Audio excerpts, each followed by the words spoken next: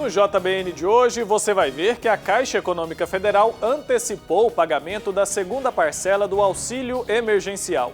A gente vai te explicar como ficou o calendário depois da mudança. E ainda como foi a peregrinação do ícone de Nossa Senhora do Perpétuo Socorro pelas ruas de Goiânia.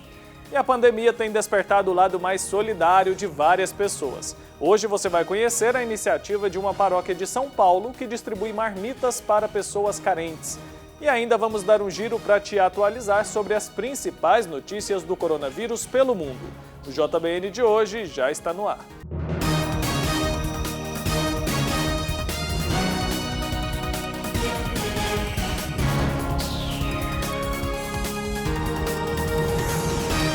Olá, boa noite, seja muito bem-vindo ao Jornal Boa Notícia desta terça-feira, 21 de abril. O presidente da Caixa Econômica Federal anunciou que vai antecipar o pagamento da segunda parcela do auxílio emergencial. Segundo ele, a medida vai trazer um alívio para o bolso dos trabalhadores informais neste período de pandemia. A informação foi anunciada durante uma coletiva de imprensa no Palácio do Planalto. A partir desta semana, da quinta-feira, dia 23 de abril, todas as pessoas que nasceram em janeiro ou fevereiro receberão a segunda parcela. O pagamento da segunda parcela começaria no próximo dia 27, mas depois da decisão o calendário ficou da seguinte forma. Quem nasceu em janeiro e fevereiro já vai receber no próximo dia 23, quinta-feira.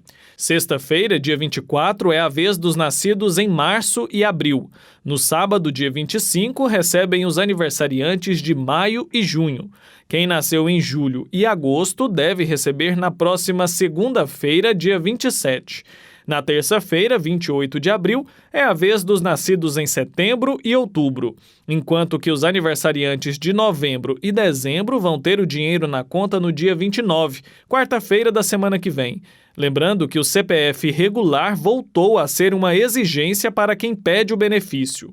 Nós, com o batimento do CPF, evitamos que mais de 70 mil prisioneiros recebessem um recurso que, na verdade, é direcionado para aqueles que mais precisam.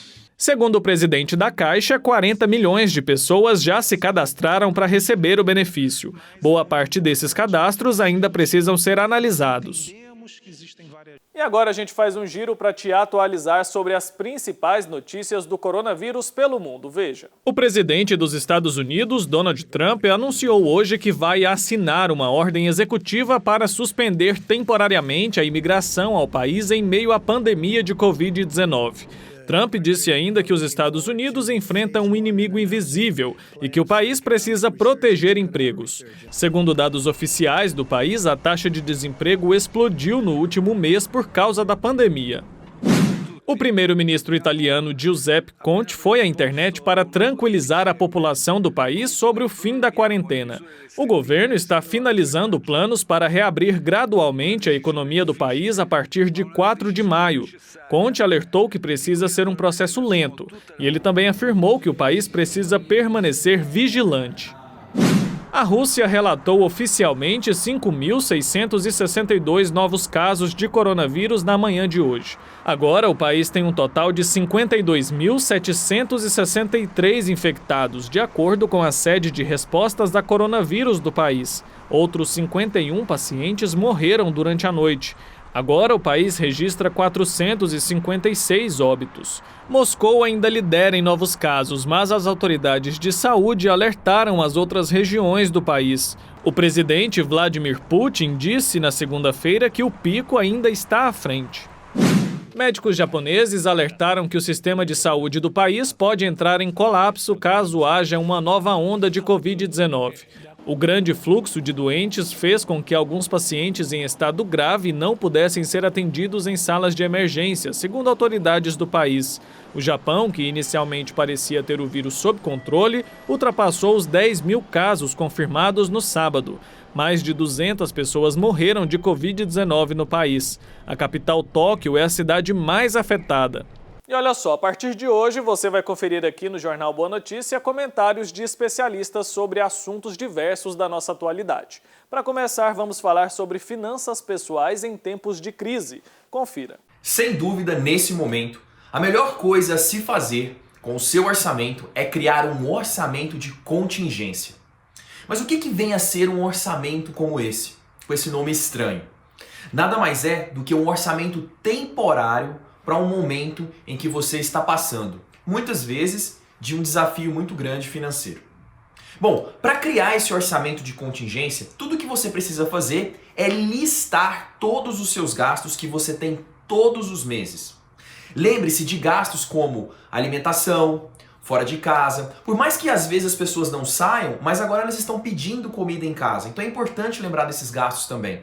Não só as contas de água, energia, internet e por aí vai. Depois que você listar todos os gastos, coloque aí o valor na frente que você estima que é possível gastar nesses gastos. E aí você vai priorizar aqueles que você não pode mexer de forma alguma, aqueles que você pode ajustar e eventualmente até eliminar. Aqueles que você não pode mexer de forma alguma faz parte impreterivelmente do seu orçamento de contingência. Aqueles gastos que você pode ajustar, como por exemplo até renegociar o seu aluguel, quem sabe propor uma negociação aí para pagar um pouco menos nesse momento, pode entrar também no seu orçamento de contingência. Aqueles que podem ser eliminados, eles não farão parte. Assim você terá uma condição mais clara para saber o que você pode gastar nesse momento. Por mais que às vezes você ganhe, por exemplo, 4 mil e o seu orçamento de contingência tenha dado 2 mil, este vai ser o valor que nós vamos perseguir todos os meses durante algum tempo. Aqui mais algumas orientações importantes. Por exemplo, para você ficar dentro desse orçamento de contingência, uma dica que eu te dou é evite usar o cartão de crédito nesse período. Por quê? É natural que as pessoas nesse momento estejam na média com as suas rendas comprometidas. O que isso quer dizer? Que na maioria dos casos a renda das pessoas começa a cair em função do desemprego, em função de renegociações salariais e por aí vai. Eu não sei se esse é o seu caso, mas sem dúvida pode ser que isso venha acontecer ou com você ou com alguém que está perto de você. Então a orientação é utilizar com muita parcimônia o cartão de crédito, uma vez que quando você considera que ganha aqui e pode gastar aqui, no próximo mês vem essa fatura, mas o seu salário, a sua renda pode ser inferior. E aí te colocar numa bola de neve sem fim, o chamado cheque especial ou o rotativo do cartão. Então, fique muito atento ao uso do cartão de crédito nesse período. Crie o seu orçamento de contingência, lembrando que é um orçamento temporário, onde vão ficar de fora coisas como roupas, salão de beleza, presentes para as outras pessoas e por aí vai. É um orçamento temporário que você em breve vai se livrar dele. Mas se você se mantiver dentro deste orçamento, comprometido em não se endividar, quando tudo isso passar, você estará muito bem, ok? Essa é a minha dica para as suas finanças de casa. É isso aí. Para cumprir a missão de chegar mais perto dos fiéis impossibilitados de sair de suas casas, as paróquias têm fortalecido suas equipes de pastoral da comunicação. É o que fez a paróquia Santa Terezinha em Juiz de Fora, em Minas Gerais. Veja. O silêncio dentro de uma igreja sempre foi sinônimo de respeito, reflexão, oração individual. Só que agora esses bancos vazios refletem outro cenário, o do distanciamento social em virtude do avanço do coronavírus pelo mundo. O momento é de dúvidas, incertezas e muita cautela. Mas você não precisa ficar preocupado, porque nós estamos conectando você a Deus e à igreja, em casa. Nós estamos celebrando com alegria esse ano o segundo sínodo arquidiocesano e a temática do nosso sínodo é proclamar o Evangelho pelas ruas e sobre os telhados. Mais do que nunca esse tempo nós estamos vivendo o trecho da proclamação do sínodo que diz do Evangelho sobre os telhados. E nisso os meios de comunicação têm sido primordiais. Para manter o fiel conectado com a igreja, a paróquia Santa Terezinha, em Juiz de Fora, Minas Gerais, ampliou seus canais virtuais para levar celebrações e momentos de oração aos fiéis da comunidade. A PASCOM da paróquia Santa Terezinha, surpreendida por esse tempo de coronavírus, a primeira ação que nós fizemos foi a ampliação dos nossos meios de comunicação. Nós tínhamos o Instagram e o Facebook, começamos então a transmissão ao vivo também pelo YouTube. A PASCOM, juntamente com toda a equipe celebrativa que tem preparado esses momentos, tem motivado os agentes de pastoral, os nossos paroquianos a participar ativamente e de forma piedosa das nossas celebrações e também dos nossos momentos de oração. Ali a gente tem a oportunidade de rezar, de proclamar a palavra de Deus, de celebrar e entrar muito em contato com as pessoas. A iniciativa deu tão certo que, além de assistir às missas e orações, a comunidade também participa preparando a casa diariamente, de acordo com a liturgia e as orientações da Arquidiocese e do Padre Everaldo, pároco local. Uma característica do cristão é viver em comunidade, mas a igreja, juntamente com o povo de Deus, tem se mobilizado. Eu sempre gostei de assistir a palavra pela televisão. Sinto muita falta de não poder ir lá, mas estou acompanhando em casa, pela internet. Todos os dias, antes de iniciar a celebração, a gente tem o cuidado de montar um altar para o Senhor. E ali a gente se reúne em frente a esse altar, em família, para esse momento de oração.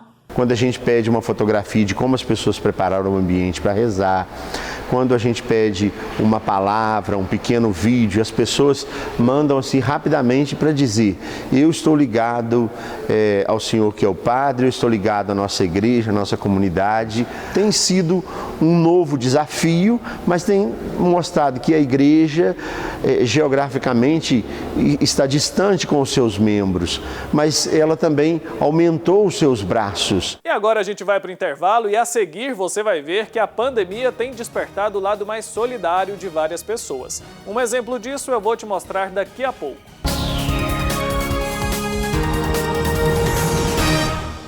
O amor do Pai Eterno está presente em todo lugar e a missão da AFIP é levar esta mensagem adiante. E tudo isso só é possível graças à nossa união. Reze conosco, ajude a fazer o bem. Faça parte desta família de amor.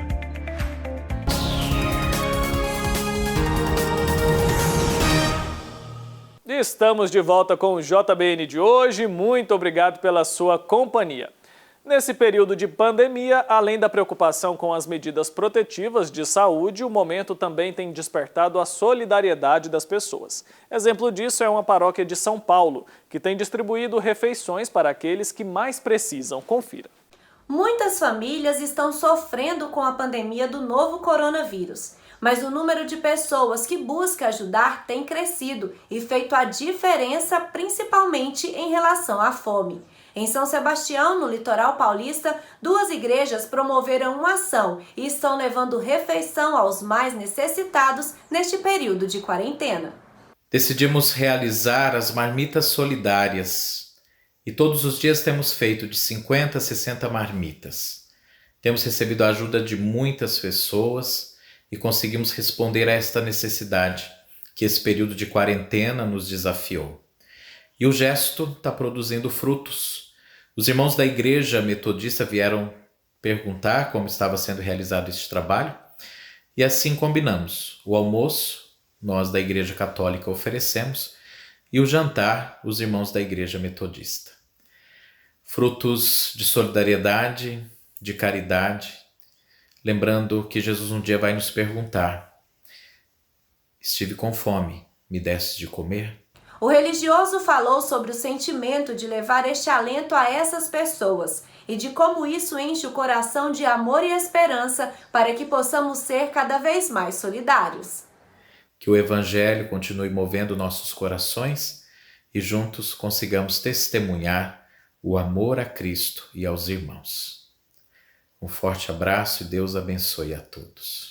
E agora a gente confere as principais notícias do Papa Francisco direto de Roma. E quem traz as informações para a gente é o nosso correspondente Silvonei José. Acompanhe comigo. Alô, amigos da TV Pai Eterno em todo o Brasil. Após a missa de domingo por ocasião do Domingo da Divina Misericórdia da Igreja do Espírito Santo em Sácia, nas proximidades da Praça São Pedro, ontem, segunda-feira da segunda semana da Páscoa, como hoje, terça-feira, Francisco retomou as celebrações matutinas na Casa Santa Marta. Na introdução da missa de ontem, dirigiu seu pensamento a quem está engajado na política. Rezemos hoje, disse ele, pelos homens e mulheres que têm vocação política. A política é uma forma alta de caridade. Rezemos pelos partidos políticos nos vários países, a fim de que, nesse momento de pandemia, busquem juntos o bem do país e não o bem do seu partido. Uma intenção de oração muito oportuna para os políticos em todo o mundo que, com seriedade, desempenham essa importante missão. Já na homilia, o Papa comentou o evangelho do dia em que Jesus diz a Nicodemos, um fariseu que foi ter com ele de noite, que se alguém não nascer do alto, não pode ver o reino de Deus. Nem todos os fariseus eram maus, disse Francisco, e Nicodemos era um fariseu justo, que sentia uma inquietude e buscava o Senhor. Nicodemos não sabe como dar esse salto, nascer do Espírito, porque o Espírito é imprevisível. Quem se deixa guiar pelo Espírito é uma pessoa dócil e livre. O cristão não somente deve observar os mandamentos, disse o Papa, mas deve deixar-se conduzir pelo Espírito para onde o Espírito quer. Deve deixar entrar nele o Espírito que nos guia para onde não sabemos. O cristão jamais deve limitar-se ao cumprimento dos mandamentos, mas deve ir além, entrando na liberdade do Espírito. O Papa comentou também a passagem dos Atos dos Apóstolos, em que, após a libertação de Pedro e João, os discípulos de Jesus elevam juntos uma oração a Deus, a fim de que sejam capazes de proclamar com toda franqueza a sua palavra diante das dificuldades e das ameaças. Esta coragem é fruto do Espírito, disse Francisco, acrescentando que se renasce do alto com a oração. A pandemia do coronavírus fez com que os organizadores de 2 dos próximos grandes eventos da Igreja reformulassem os seus planos. Em comunicado, a sala de imprensa da Santa Sé explica que, devido à atual situação sanitária e às suas consequências sobre a deslocação e agregação de jovens e famílias, o Santo Padre, junto com o Dicastério para os Leigos, a Família e a Vida, decidiu adiar por 1 ano o próximo Encontro Mundial das Famílias previsto para se realizar aqui em Roma em junho de 2021. E a próxima Jornada Mundial da Juventude prevista para Lisboa em agosto de 2022. Portanto, o Encontro Mundial das Famílias em Roma irá se realizar em junho de 2022 e a Jornada Mundial da Juventude em Lisboa em agosto de 2023. Assim, as nossas famílias e os nossos jovens terão mais tempo para se prepararem para esses 2 importantes eventos da nossa Igreja. Uma notícia interessante. O monge budista Ashin, mais conhecido como Sitago Saidao, uma das personalidades religiosas mais influentes de Myanmar, doou $10 mil ao Fundo de Emergência instituído em 6 de abril pelo Papa Francisco para acompanhar as comunidades atingidas pelo Covid-19 nos países missionários, por meio das estruturas da Igreja. O monge entregou o valor ao arcebispo de Mandalay, Dom Marco Tin Nguyen, a quem também ofereceu sacos de arroz, feijão e outros alimentos para as necessidades da arquidiocese durante essa emergência. Esse valor soma-se aos $750 mil já alocados pelo Papa Francisco como uma contribuição inicial ao fundo, para o qual as igrejas locais foram convidadas a contribuir. O gesto, explicou o monge, quer ser um sinal de compaixão comum a todas as religiões. Devemos trabalhar juntos contra o Covid-19 e realizar nossas obras de caridade por meio da solidariedade, afirmou ele. O arcebispo Tin Nguyen, amigo do líder religioso budista, disse ter ficado impressionado com esse gesto de boa vontade e solidariedade com as pessoas mais necessitadas nesta crise. Sua contribuição é uma mensagem de harmonia interreligiosa para todo o país, destacou o prelado. Uma última informação. Nomeação de membros da Pontifícia Comissão para a América Latina, a CAL. Entre os novos membros encontra-se o bispo de São Carlos, São Paulo, Dom Paulo César Costa. Nossos parabéns a Dom Paulo. De Roma, para a TV Pai Eterno, Silvana e José. E a gente vai registrar agora os parabéns aos brasilienses. Hoje a capital federal completa 60 anos. A festa vai ficar para depois, mas a data merece ser celebrada. Inaugurada como capital do Brasil em 1960, Brasília, projetada por Oscar Niemeyer, chama a atenção pela arquitetura moderna. A cidade, que fica no centro-oeste do país, recebe brasileiros de todos os cantos. Criada para ser um centro político, hoje é lar de cerca de 3 milhões de pessoas. A data de seu nascimento não foi mera coincidência. Dia 21 de abril marca a morte de Tiradentes, um dos líderes mineiros que defendeu a independência do Brasil no século XVIII. Por isso, a inauguração de Brasília é associada à ideia de independência. E esse simbolismo ajudou a fortalecer em Brasília o ideal de liberdade de um povo e a coragem de uma nação. Por isso, fica aqui os nossos parabéns aos brasilienses que acompanham a programação da TV Pai Eterno pelo canal 19.1. E hoje o dia também foi marcado pela peregrinação do ícone sagrado de Nossa Senhora do Perpétuo Socorro pelas ruas de Goiânia. O gesto teve o objetivo de levar esperança nesse tempo de pandemia. O ícone saiu pela primeira vez da Basílica de Nossa Senhora do Perpétuo Socorro para abençoar a capital de Goiás. A bênção foi direcionada em especial aos trabalhadores da área da saúde e às autoridades de Estado. A imagem passou por hospitais da capital, incluindo o Hospital de Campanha, montado para receber os pacientes com coronavírus. Além disso, a peregrinação seguiu até a Assembleia Legislativa e depois ao Palácio das Esmeraldas, sede do governo estadual. O gesto representa uma forma de adquirir forças e manter a esperança nesse período difícil. A cobertura completa e os detalhes sobre esse momento tão especial você vai acompanhar no JBN de amanhã, tá bom? E esse foi o JBN de hoje. Muito obrigado pela sua audiência. Lembrando que amanhã nós estamos de volta e é claro que eu conto com a sua companhia. Até lá!